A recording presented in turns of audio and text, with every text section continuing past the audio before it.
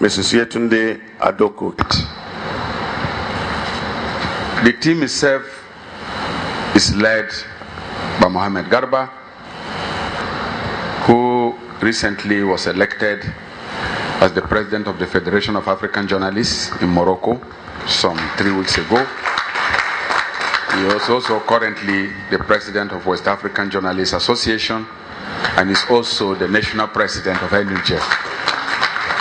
Mohamed is from Kano, so in heavyweight boxing he has all the belts. So undisputed champion of journalism in the continent. So we're here with all the stakeholders of the media. The president of NAWOJ, the president of Ratau, NCWS, all the principal actors in the civil society are accompanying this delegation. And we of course have the special assistant to the president on documentation.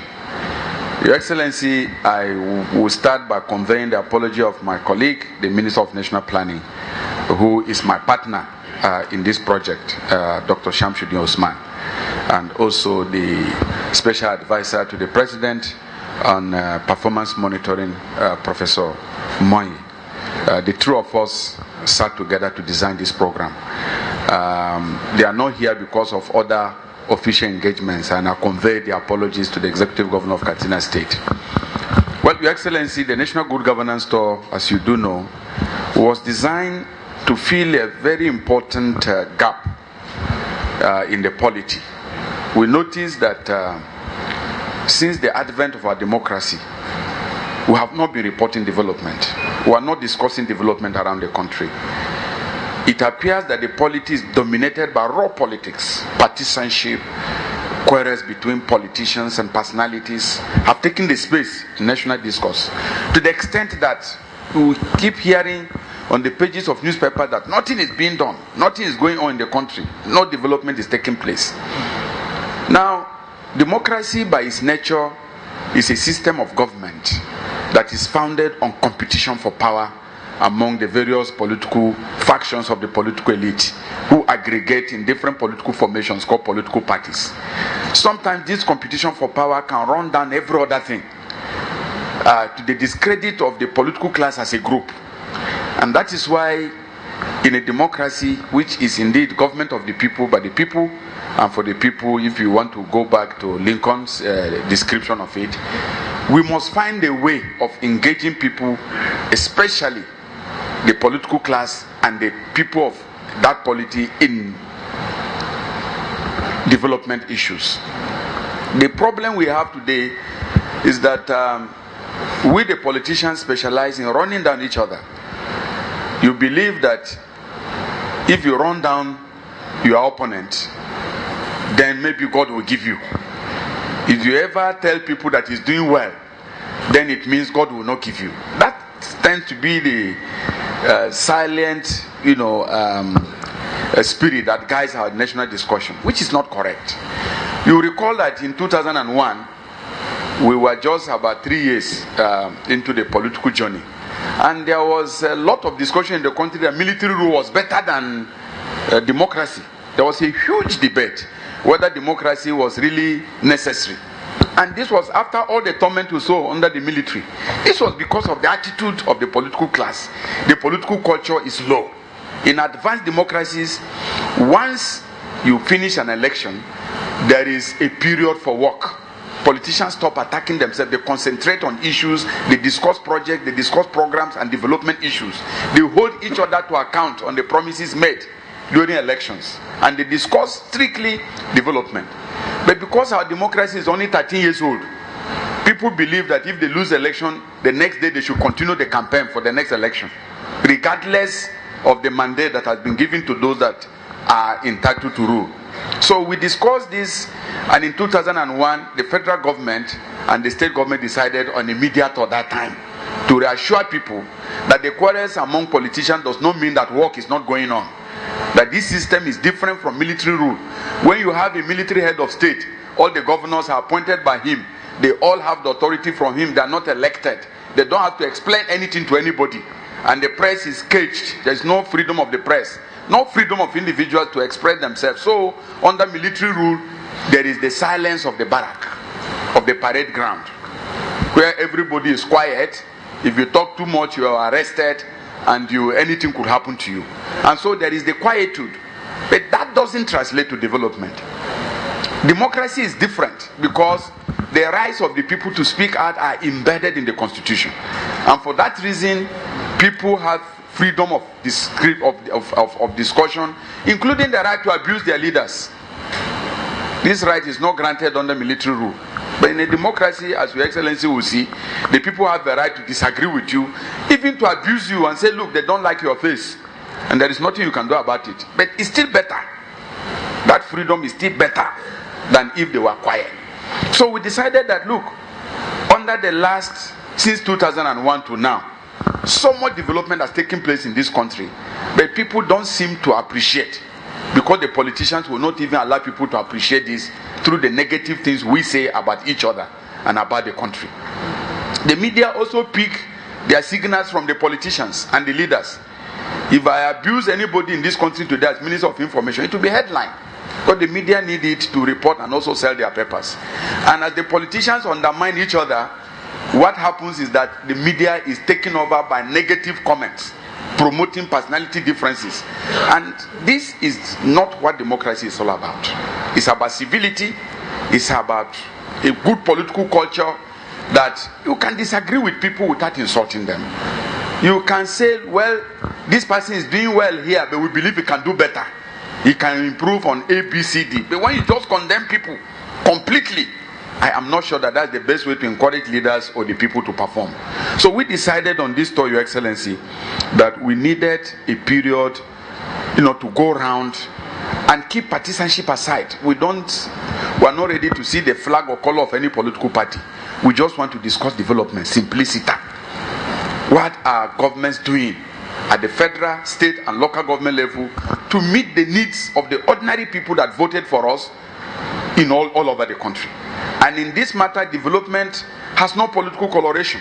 If you build a road in Katsina, nobody needs to show his political party card to follow that road, to drive on that road. If you build a good hospital, people don't need to belong to a political party to receive health care. So development is pro-people.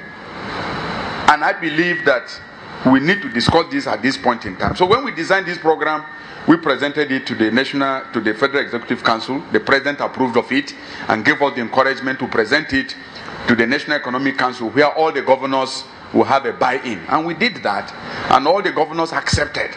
The governor then set up a committee under the Nigerian Governors Forum to discuss with us. And we discussed that, a committee of 6 governors. We discussed it thoroughly, and we agreed on the details of this program. And we, in fact, refocused the program when the governors brought in their insights. So we now agreed to run this program across the country. And this is the 19th state that we are visiting since September. Katsina is the 19th state. And so why we are out, Your Excellency, is to see what we are doing. And the tour has been very revealing. Very, very revealing. Your Excellency, I can tell you that in all the places we have gone, there is evidence of development. Of course, not at the same level. Resources are not the same. At different levels. The states don't have the same level of resources. And also leadership visions are not the same. The circumstances in each place, in places are different, So therefore, you can see sometimes there are clear differences in terms of emphasis, in terms of priorities, in terms of drive, in terms of results. But you can't say that there is no development. Progress is being made. Can this progress be faster? Yes. In some places, we believe the progress can really be faster. And we're discussing among stakeholders how we can improve on the things that we have seen. But there is evidence of work that is going on all over the country. Now, we drove into Katsina last night from Dutsema, and we arrived here around 10 minutes after 8 or thereabout when we arrived Katsina. And around 10 p.m. Okay. So by the time we came in, we saw light round Katsina. And I was asking those who are driving with in my bus. I said, I was tired. I had a nap and then I woke up and I just saw light around the city. I said, what is happening here? Where are we entering? Is this? They say this is the new Katsina. Now, I was a journalist in Kano with Garba from 1990. I was in Kano 1991. And I do know that we used to come to Katsina always, because I was also strong in the union. We used to come here, meet with NUJ, discuss with our chapters, and see what was happening here under military rule. Nobody who was here at that time and will come to Katsina today will not confess that democracy is the best form of government in the world. No way. Because Katsina, by the roads we drove yesterday, we haven't seen the rest yet. The ring road we drove through to this place yesterday, well littered with solar powered street lights, it's quite a different place. It's quite a different place. And that is the point we are making. That development is far better under democracy than under military rule, no matter how you look at it. And the progress that is being made today in all the states, if we are to continue with this for another 10, 20, and this is just 13 years. This is just 13 years. Just assuming that the late Sadona, the late Awolowo, and late Azikiwe were left alone to do their thing and hand over to younger generations without military interruption. I can tell you that this country today will be ahead of South Korea and all those Asian countries. Which is the truth. So the period of military rule was the years of the locusts. Yes, they did their best, but we fought a needless 3-year war, because if the politicians were left, they would resolve their differences. We didn't need to go to the battlefield. But today, when you look at the development that democracy has brought, you know that there is a lot of progress. Or even if the Second Republic was left alone, and there was no military interruption in 1983 in this country, I can tell you that today, this nation will be far, far ahead of where we are now. Because those governments were doing their jobs. So I believe this tour is an eye-opener. We are seeing progress. We are here in Katsina to see what you are doing, what Mr. President is doing. And Katsina is special to us, Your Excellency, because this is a government that originated in a partnership between him and our late President, Umar Musa Yar'Adua, of blessed memory. May God bless his soul. Now that partnership is responsible for all the progress we are seeing in the country today. And the President considers Katsina his second home state as far as the leadership and governance of this country is concerned. And anything relating to Katsina is different, because we believe that with Katsina strongly behind the President and that partnership, this country is going to see more light on the path of development. In addition to this, Katsina is an ancient city, and it's a civilization that has lasted for hundreds of years. And this has been a city of learning, even before the coming of the British to this place from 1900 onwards. Katsina was a center of Islamic learning. It was always Ibn Battuta was here. All the scholars documented the progress of Katsina. So Katsina, Kano, Borno, these places have always been centers of scholarship as we used to know them, even before the advent of the white man. And with colonialism, Katsina was always the place where the schools were built. Katsina Middle School. There is nobody, no one in the fourth generation of leaders of the North that didn't pass through Katsina. So this place has been known for scholarship, and it's also been known for its calmness. Katsina has been known for its calmness. It's also a place where, you could see civility, you could see calmness, you could see tolerance, and that is what Katsina has been known for. And we thank you for maintaining that spirit up to today. It is what is going to take Katsina forward. The federal government, is doing a lot of things for this. Yesterday we started the inspection. We've seen your projects. We see your electricity project at Megora. And then we drove from there. We saw your road leading to Kakara, Dutsema. We saw a very excellent road. We saw the water supply scheme. We saw the urban roads at Dutsema. dualized roads that we usually will see only in state capitals in some parts of the country. We saw them at local government headquarters yesterday. We saw the water works that is going on. We went to the university. We saw what you are doing there to support us, and also the programs of the federal government there.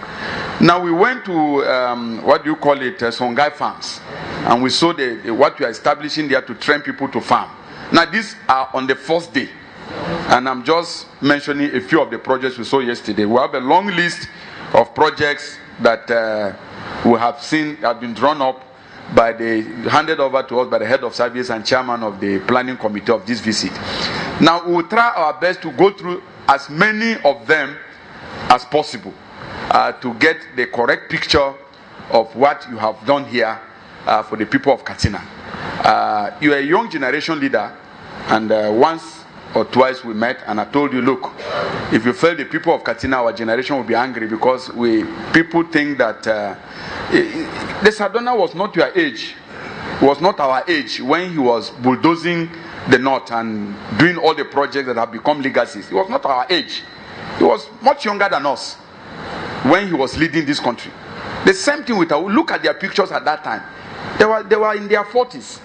Most of them were in their 40s when they were driving development in the north. Today we make it look as if it's gerontocracy. The younger people have drive. Younger people have vision. Younger people have energy. There is a connection between performance and age. That is why you are seeing Obama, you are seeing Tony Blair, including Cameron. They're all in their 40s, early 40s. Cameron is younger than most of us on the table in this room.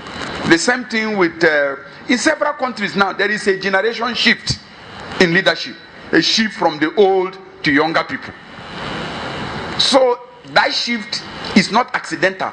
If the Conservative Party in Britain, that is used to very conservative aging people, is talking about bringing people in their 40s to lead England, they know the difference. Because today society is sophisticated. To be a leader today, you must have you can't be analog. You have to be on your own, connect the internet. You have to connect the internet. You need to know what is happening. The sophistication of globalized economy, the sophistication of global economics and politics, the sophistication of handling domestic issues, sophistication of transnational crimes. Now all these require new leaders who are able to solve through, get knowledge from any part of the world, and have the personal drive to lead. You can't get that after a particular age. And I think honestly, for the people of our country, for me, I've been part of this process for a long while, and I think that at your age, which is the age of fecundity, the age of drive, the age of vision, the age of dream, this is the level that we want performance. And so if you do well in Katsina, and we believe you are doing well, we will be seeing the evidence. We have heard what you are doing, we'll be seeing the evidence in the next 2-3 days. It means that our generation in the north will begin to look forward to younger people. To younger people. That is what we need. That is what we need. And I think it's important for democracy, for development in this part of the country. And finally, Your Excellency, let me say this. The federal government has prioritized its development. We want power supply. The president is building 10 new power plants. The president is changing transmission infrastructure in the country. The president is now beginning the decision to reconstruct, to give us the Mambila power plant that we dreaming about since the 60s. 2,000 megawatts. We awarded Zungiru 950 megawatts. From 2014, second quarter or first quarter, most of the power plants we are building will be ready. And we expect more stable electricity across the country, and everywhere it will promote development. We are restoring the railways. We have finished Lagos. The train is now moving smoothly between Lagos and Kano. We will finish Port Harcourt Meduguri in December. And we are already we are halfway building the modern rail line between Abuja and Kaduna. And it will be extended also up to Kano. We have started the one between Lagos and Ibadan, which will come all the way to Abuja. And we are already designing the one that is taking us to south states, to north, southeast, and the rest of the country. Standard modern rail lines that will travel at something like maybe 3-4 hours between Abuja, you could be in Lagos. That is the one we're doing now with the private sector. Work is going on smoothly. We have completed the dredging of the Niger up to Baro, which Tafa Balewa and others dreamt before they were rudely overthrown in 1966. The dredging has been completed. Onitsha City Port has been built. Baro will be completed this quarter. And then the one at Ugwata and Lokoja are going on smoothly. We're also going to dredge the Niger up to Yola, so that the North can benefit from river transportation, bring in goods and services by rail and by water transportation to reduce the cost and promote businesses in northern Nigeria. We're also doing a lot in agriculture. And yesterday we saw the grain silos, the Jibia irrigation project. We'll be inspecting it, and a lot of other issues that are on the table for us to see at the federal level. The university has started. Thank you for your support. So a lot of things are going on, across board. And we know you have been a very good partner of Mr. President. And we thank you for your maturity, because the grandstanding that we have seen is not necessary. The federal government is not a rival of states. The federal government in every federation is a service provider for the development of states. Whatever we do is for the people of that state. We don't have our own citizens hanging in Abuja. It is the people in the states that constitute the people that the president serves. So that special relationship that you have continued to cultivate with maturity in relating with Mr. President and the federal government, I believe in this, in the best interest of the people of this country, in the best interest of northern Nigeria and of development in Katsina State. So let me thank you once more. And as we go out, I am sure that we will see more evidence of what you have done. Thank you so much, and may God bless the people of Katsina. Thank you. Your Excellency, conditionalities in existing, thriving, and successful democracy. Press freedom means that even if there is criticism against the federal, state, or local government, it should be objective with a view to correcting leaders. Nobody is infallible. Therefore, where leadership makes mistake, especially in leading a great and large black African country like Nigeria with over 170 million people, it is easy to make mistakes, but it's important to correct it and help the leaders to correct it. So press freedom, while exercised, should be done objectively and responsibly with the highest level of professional ethics. Because media can help or media can destroy. We must at all times work in such a manner that we ensure the media in Nigeria help this country and its people to develop. Leadership, as my friend, Honorable Minister has said, is no longer a local affair. Leadership is global, predicated by performance. And leadership should be service to the people you are leading. Anybody who is honored by God Almighty to be a leader, he has on his shoulders the responsibility to lead well, and not only lead well, but to serve his people with the fear of God Almighty uppermost in his mind. In Katsina State, when we came in, we made a decision, clear decision, that Nigeria is littered with so many uncompleted projects, administration after administration, military coup after military coup. And we said these are public resources pumped into projects that are meant to serve the public. These projects should not be allowed to go to waste. So in trying to score cheap political goals, some leaders will say they want to abandon projects they met on ground by their predecessors so they can set up a standard for themselves and their own. Yes, you run a risk. You can do projects that you met on ground. Politically, people will say you have done nothing. But in Katsina, we're very determined.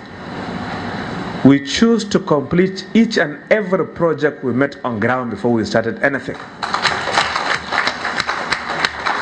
As I'm talking to you today, there is not a single project left behind by our late beloved President Umar Musa Yar'Adua as governor here that has not been completed. Every one of them has been completed, contractors have been paid, equipment or facilities have been put to use. I'll read out some of them. The Umar Musa Yar'Adua University, probably the biggest and the largest state university in this part of the country. Its foundation was laid exactly on 27th of March 2007. 27th of March, by then President Olusegun Obasanjo. We came into office barely 1 month after. 18 months later, the university is not just completed, equipped, staffed, but students had moved in and they are taking lessons. That university, completed within a period of 18 months, will be there for you to see and judge by yourselves. The Child and Maternal Care Hospital Foundation was laid equally about the same time. And by the grace of God, within 12 months, that hospital, 165 bed space capacity, was completed, equipped, staffed, and is functioning to deliver free Medicare to women and children. We had expansion of Katsina International Airport that was awarded about the same time. That airport now accommodates 747 body type aircraft and does operations for airlift. Various road projects, about 8, electrification, schools expansion program, water supply, etc., etc. None was left uncompleted. While we are completing ongoing projects, we are busy planning what we need to do. Within 18 months, every one of these projects was completed, commissioned, and put to use. And thereafter, our focus was turned on 3 critical areas: education, agriculture, soil minerals development, and youth empowerment. On education, we decided that every school-age-going child in Katsina should have access to free and compatible or competitive education. From 2007 to date, every child going to public school in Katsina acquires education for free. Primary school is free. Secondary school is absolutely free. WAEC, NECO, NAPTEP, and all forms of examination were being paid by the state government since 2007. Tertiary institutions get scholarship from government. Until today, when we came, the student population in secondary school was about 250,000 naira. Today we have over 2 million children in school.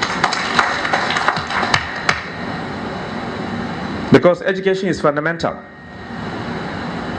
we constructed 165 new secondary schools. We expanded about 30 primary schools. You'll see them as you move in the state. We improved the welfare of teachers.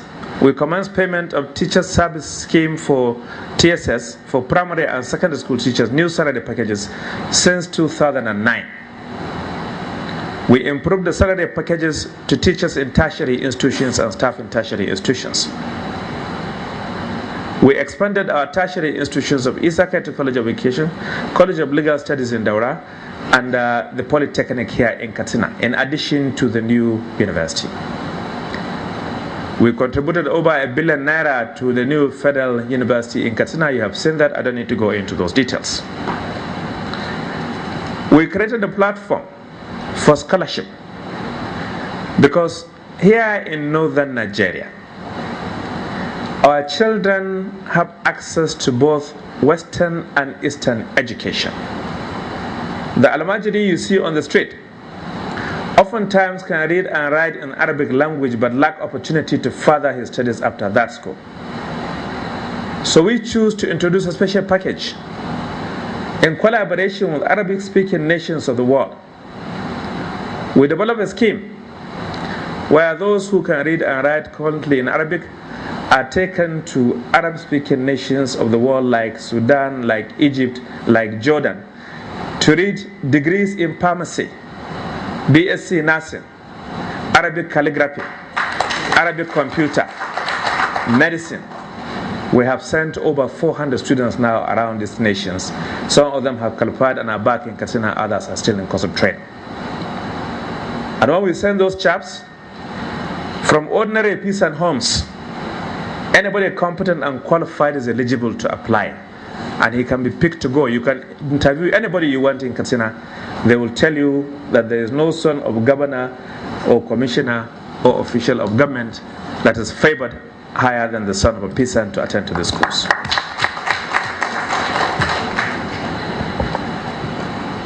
We didn't stop there. We felt that Al-Majri education should be given attention. Al-Majri means student. Unfortunately, it is being attached as derogatory to mean a beggar. In northern Nigeria, when you hear somebody say she Al-Majri, he's an Al-Majri, it means he's a learner. He's somebody who is willing to learn or is under tutelage. So the Al-Majri education system, which we named a law model school, because normally in northern Nigeria they are